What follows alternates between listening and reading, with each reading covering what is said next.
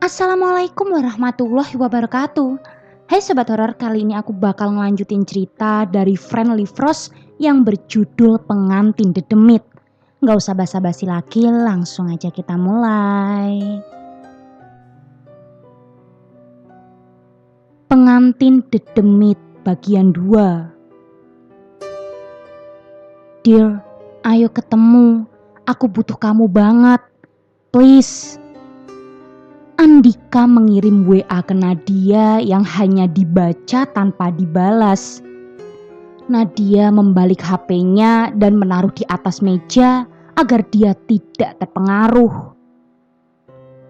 Mbak, aku tadi iseng bikin jahe serai panas. Cobain dong, enak enggak? Kata Nadia. Kamu sudah bikinin makanan aku sudah berapa kali sejak di sini? Besok buka warung aja kita. Laura kakak Nadia bergurau. Memang sudah beberapa hari Nadia tinggal di apartemen ini. Dan belum ada niatan Nadia untuk kembali pulang ke rumah. Dia masih nyaman tinggal di apartemen berukuran sekitar 45 meter persegi ini. Ini enak banget. Laura menyeruput jahe serai panas itu. Dia duduk di samping Nadia yang sedang menulis sesuatu di buku catatan kecil. Kamu masih saja nulis di buku. Kalau aku apa-apa sekarang tinggal simpen di HP, kata Laura. Males saja mbak, kalau HP tuh selalu diganggu WA grup, kata Nadia. Anja-anja, alas mantingan, Ibu Retno Visanti, rumah susun kleder. Daftar di atas ditulis di salah satu halaman buku kecil ini. Sedangkan di halaman lain penuh dengan oret-oretan. Daftar itu dilingkari. Mungkin itu sebuah daftar prioritas. Mbak, aku pinjem mobil boleh? Kata Nadia. Jadi jahe ini buat bujuk aku supaya minjemin mobil ke kamu ya? Kata Laura sambil bergurau. Mbak baik banget deh. Nadia tersenyum. Laura mengizinkan mobilnya dipakai oleh adiknya. Nadia pun membawa mobil sore-sore ke alamat yang ditulis di buku kecilnya.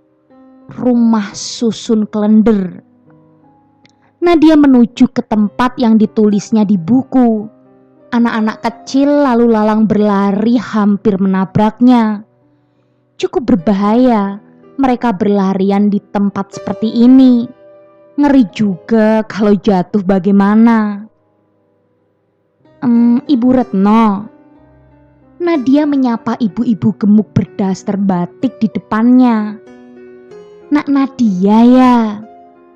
Ibu Retno mempersilahkan Nadia duduk sementara. Ibu Retno mempersilahkan Nadia duduk. Sementara dia membereskan buku-buku yang menumpuk di meja di depannya. Kamar tamunya bernuansa kuno. Nadia duduk di kursi rangka kayu dengan jok hijau yang sudah kusam. Dan juga robek di beberapa tempat menambah kesan kuno itu. Bu, seperti yang dibahas di grup Facebook, ada yang mau diceritakan ke aku. Nadia kenal Bu Retno dari grup Facebook tentang hobi hal-hal goib. Bu Retno ini salah satu yang aktif di sana. Nak Nadia, aku bukan orang pintar, tapi aku sepertinya tahu kamu itu kenapa, kata Bu Retno. Ini soal anja-anja. Aku sempat baca sih, tapi sedikit sekali informasinya, kata Nadia. Iya nak Nadia, roh yang suka ganggu pengantin muda. Kabarnya roh itu tidak suka pengantin yang tidak menikah sesuai dengan tradisi, kata Bu Retno. Nadia bergidik. Mungkinkah itu yang menghantuinya selama ini? Itu roh asal-usulnya bagaimana, Bu Retno? Tanya Nadia. Bu Retno mengambil sebuah album yang berisi foto-foto hitam putih. Katanya foto-foto itu dikumpulkan dari berbagai sumber, dari kenalan-kenalan Bu Retno. Coba kamu lihat foto ini, kata Bu Retno. Dulu ada tradisi di mana mempelai harus berjalan jauh ke orang-orang yang bisa memberi berkat nikah. Itu kenapa pernikahan disebut perjalanan. Disimbolkan oleh ritual ini. Katanya selama perjalanan rombongan ini diganggu makhluk halus. Terang Bu Retno panjang lebar. Nadia menulis apa yang diceritakan di bukunya. Berkat nikah itu penting. Selain untuk mengusir gangguan makhluk-makhluk itu, juga untuk kelanggengan kedua mempelai. Sekarang walaupun tradisinya sudah disederhanakan, berkat nikah itu tetap penting. Dari orang tua, dari keluarga, dari sanak saudara, dan dari siapa saja. Lanjut Bu Retno. Jadi, menurut Bu Retno, saya dan suami saya tidak diberkati. Aku sudah kok ketemu saudara-saudara di Solo. Lalu kita ke desa Simbah juga karena ingin minta doa. Pernikahan kita juga dilakukan dengan baik dan sesuai tradisi. Nadia menyanggah seolah Bu Retno menuduhnya. Aku percaya kok kalian sudah melakukannya dengan baik. Tapi coba tanya suami Nak Nadia, mungkin ada yang terlewat. Roh jahat kalau mengganggu ya mengganggu. Pasti ada sesuatu yang mengganjal Nak Nadia. Sahut Bu Retno. Itu artinya Nadia harus menghubungi suaminya lagi. Hal yang dia sedikit enggan. Memang tidak bisa gitu rohnya dibasmi atau dimasukkan ke botol. Atau cari orang pintar saja, Bu, Nadia berkata. Tidak ada yang tahu asal-usul anja-anja, Dek. Pokoknya mereka benci pengantin baru. Kalau ke orang pintar, aku yakin kamu juga diminta-minta berkat dari orang yang belum dimintai. Nadia gusar. Jika dia harus ke desa itu lagi, dia harus menyiapkan jiwa dan raganya untuk menghadapi itu semua. Apalagi harus diawali dengan menghadapi Andika. Nak Nadia, hati-hati ya. Anja-anja ini roh yang sangat jahat. Pernah ada kejadian pengantin perempuan mati yang katanya diakibatkan roh itu. Terang Bu Retno. Nat, aku pulang agak malam. Kamu sudah ada kunci kan? Laura memberi pesan WA. Sambil berjalan pulang, Nadia mengirim pesan ke Andika. Semua yang ditulis di buku kecilnya difoto, dikirim ke suaminya. Tanpa penjelasan lain, hanya foto. Mungkin maksud Nadia biar Andika baca sendiri. Nadia sedang di parkiran mobil, berjalan menuju area apartemennya. Baru jalan beberapa langkah, kunci apartemen terjatuh. Dia mundur sejenak untuk mengambilnya. Saat berdiri agak jauh, dia melihat sosok berdiri di antara mobil yang terparkir. Tidak terlihat jelas, kecuali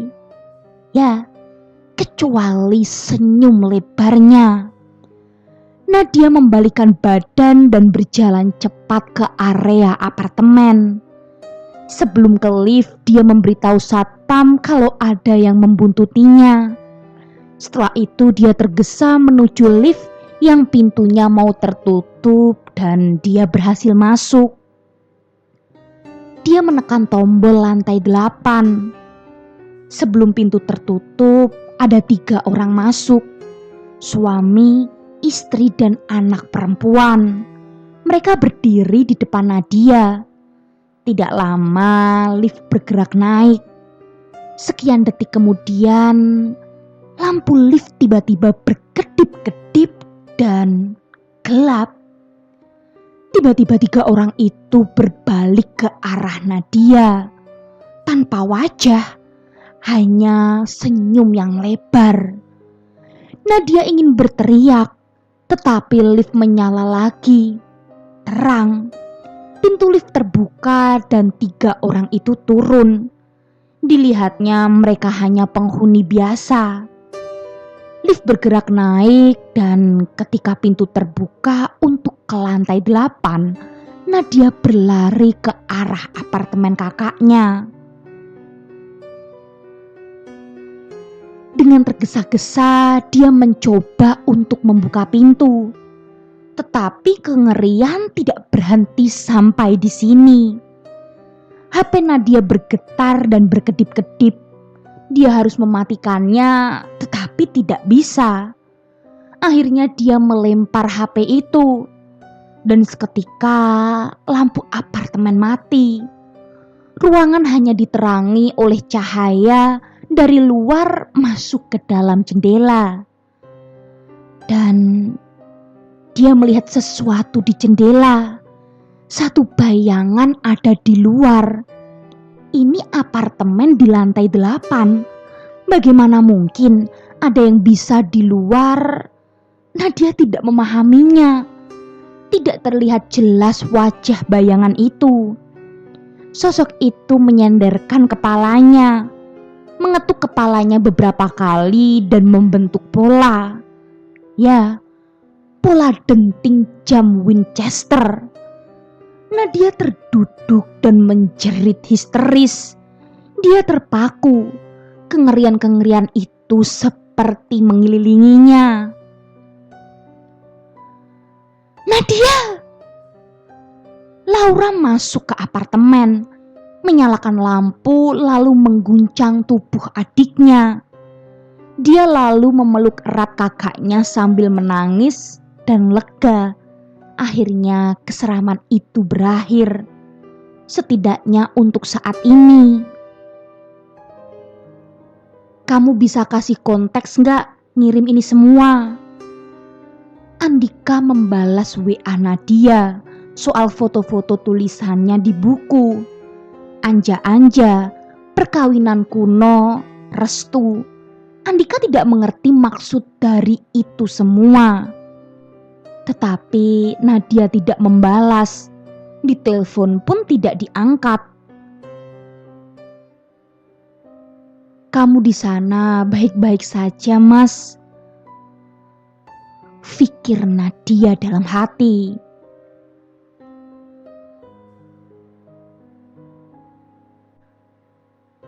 Aku sudah bingung dengan Nadia.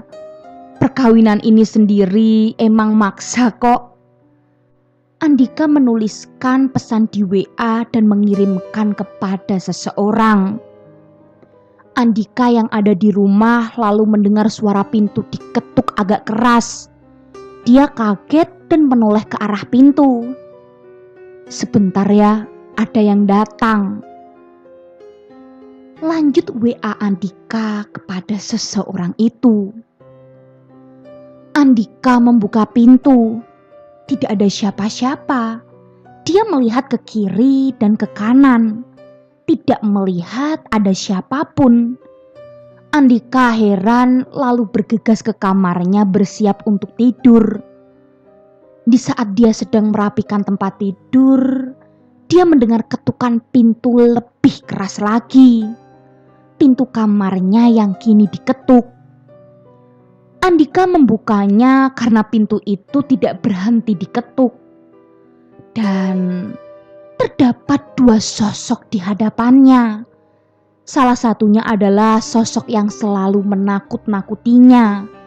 Sosok yang satu lagi baru dia lihat. Wajah tidak terlihat jelas, tapi siluetnya jelas seperti perempuan berkonde dengan busana tradisional. Sosok perempuan itu lalu tersenyum ke arah Andika. Andika memucat dan terpaku. "Pulang, Mas," kata perempuan itu.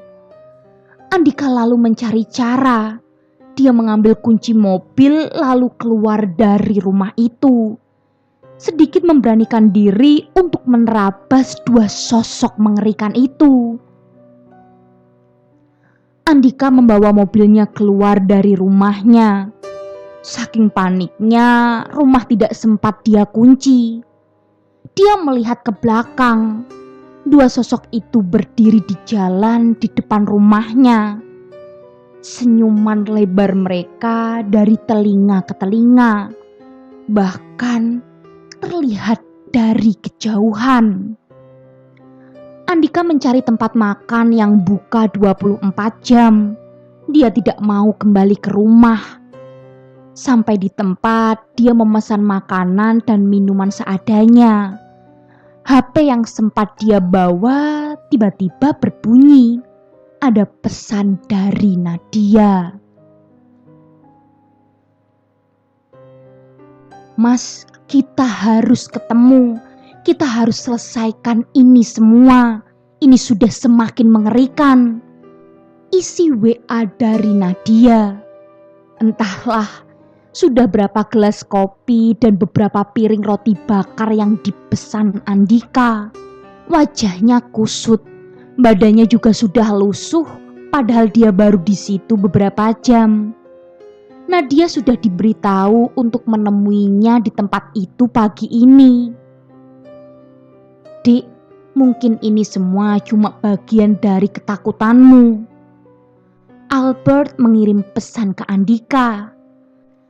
Andika selama di tempat makan itu memang mencari teman mengobrol sebanyak mungkin. "Ini semua nyata, Bert," terang Andika. "Bisa saja kan karena kalian berdua tertekan, lalu munculin ketakutan-ketakutan itu," terang Albert secara logis. "Loh, kok munculnya bareng? Gimana bisa?" sanggah Andika. "Iya, tapi coba kalian mundur sejenak ke hubungan kalian, ke perkawinan kalian. Coba lihat betapa ruwetnya itu semua. Mikir gak sih kalau ini semua puncak dari stresnya kalian berdua?" terang Albert panjang lebar. "Bert, kita nikah baru sebulan," ucap Andika. "Sebulan setelah itu kalian ribut sendiri kan?" terang Albert. Dan pagi hari pun tiba. "Kamu kelihatan kacau sekali." Nadia mendatangi meja tempat Andika duduk. Meja yang sudah dipenuhi beberapa piring dan gelas yang isinya sudah habis dan belum dibersihkan pelayan di tempat makan itu. "Aku belum tidur dari tadi," balas Andika. "Aku gak sanggup terus-menerus aku dihantui. Aku gak tahu ini. Gimana cara kita bisa ngusir itu?" Nadia membuka percakapan. "Bukan kamu saja yang digituin. Ini aku di sini memang gara-gara apa?" Andika mengambil HP-nya dan menunjukkan sebuah berita online. "Aku baca soal anja-anja. Aku khawatir sama kamu. Roh itu mengerikan. Ada pengantin meninggal. Dan kata warga setempat itu karena anja-anja. Walau polisi bilang dia sakit," terang Andika. "Mas, aku tahu itu. Kita gak perlu bahas itu lagi. Sekarang tuh kita harus selesaikan. Mau gak mau." Ucap Nadia dengan nada di akhir sedikit meninggi. Sorry, aku kacau banget. Pak Lekmanto sempat ke rumah juga. Tiba-tiba saja, mencurigakan banget. Dia juga jadi punya HP. Padahal aku tahu banget, dia itu gak pernah punya HP.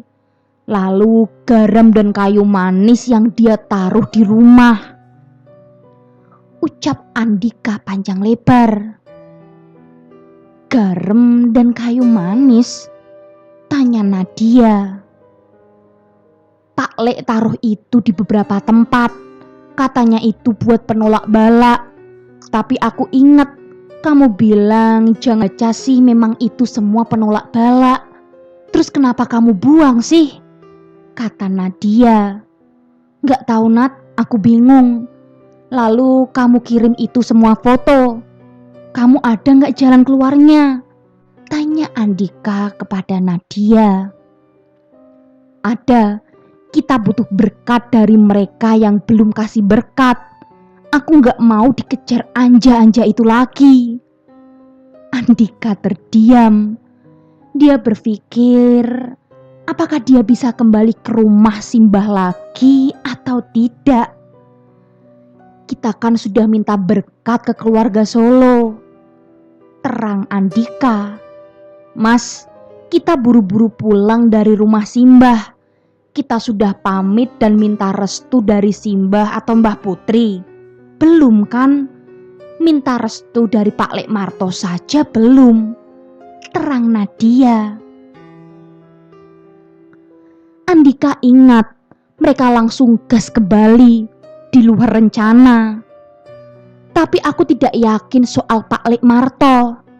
Aku curiga dia yang kirim makhluk-makhluk itu. Kata Andika. Kalau memang begitu, kita konfirm dia dan minta untuk tidak ganggu kita lagi. Lanjut Andika.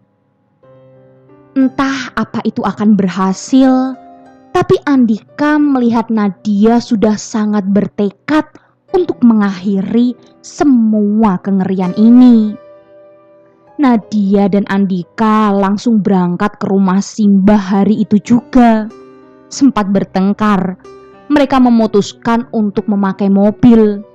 Kata Andika, jika naik kereta atau pesawat resiko lebih besar.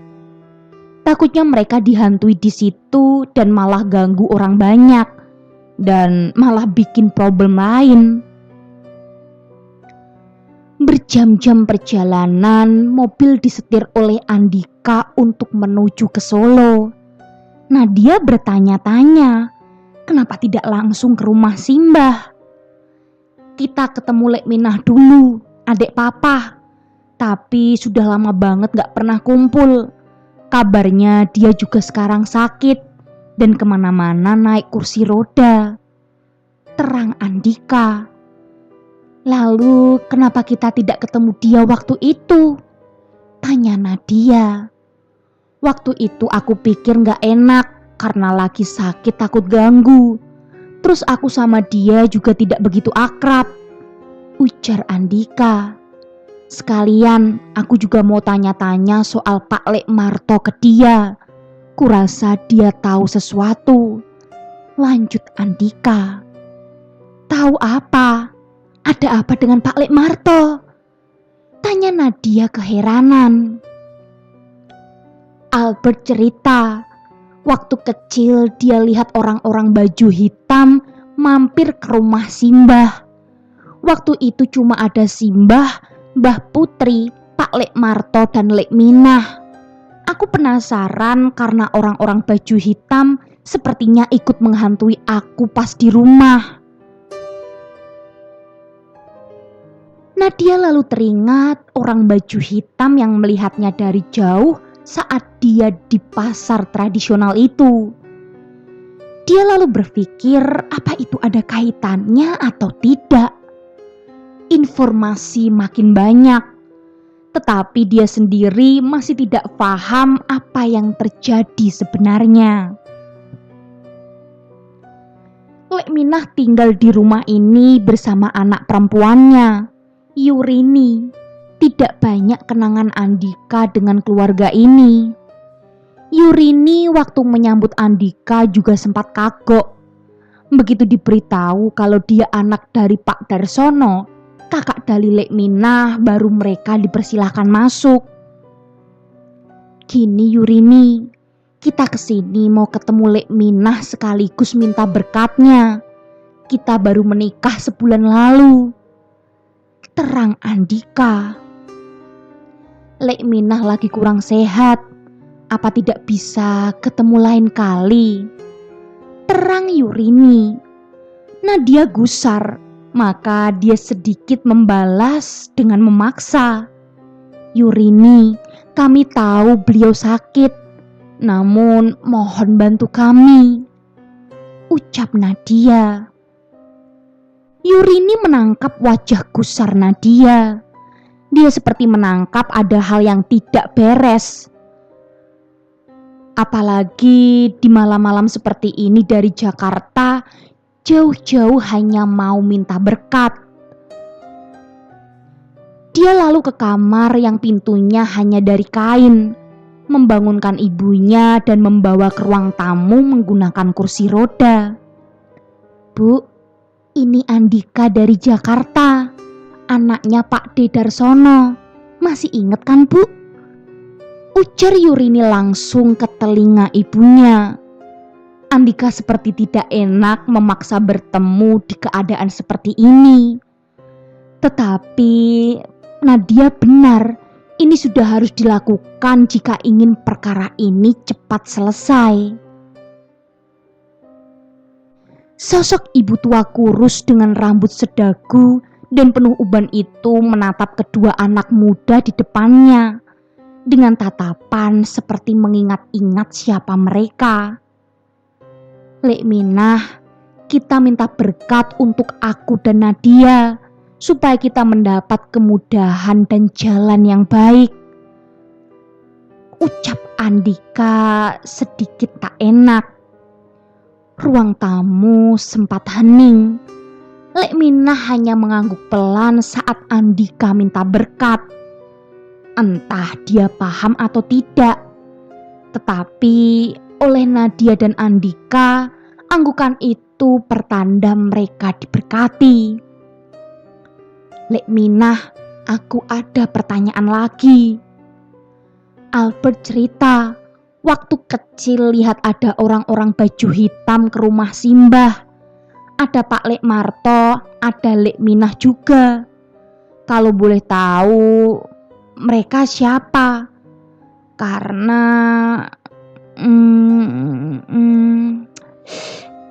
Andika sedikit ragu untuk meneruskannya.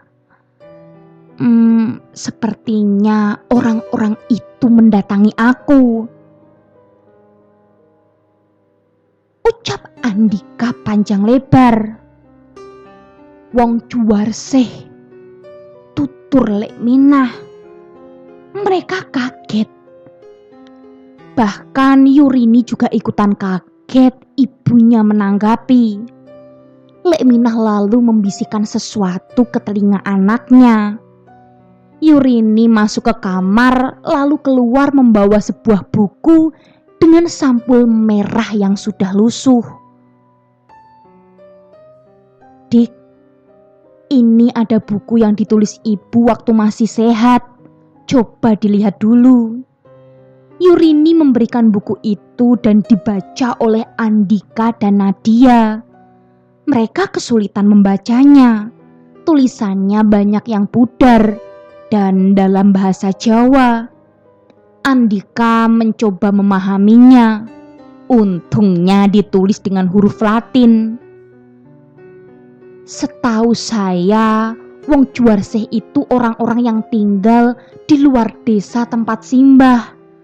Mereka tinggal dekat dengan hutan, kadang berinteraksi dengan orang desa. Yurini menjelaskan. Mereka itu ganggu?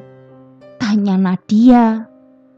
Tidak, justru mereka suka menolong kita kalau terjadi sesuatu, terang Yurini.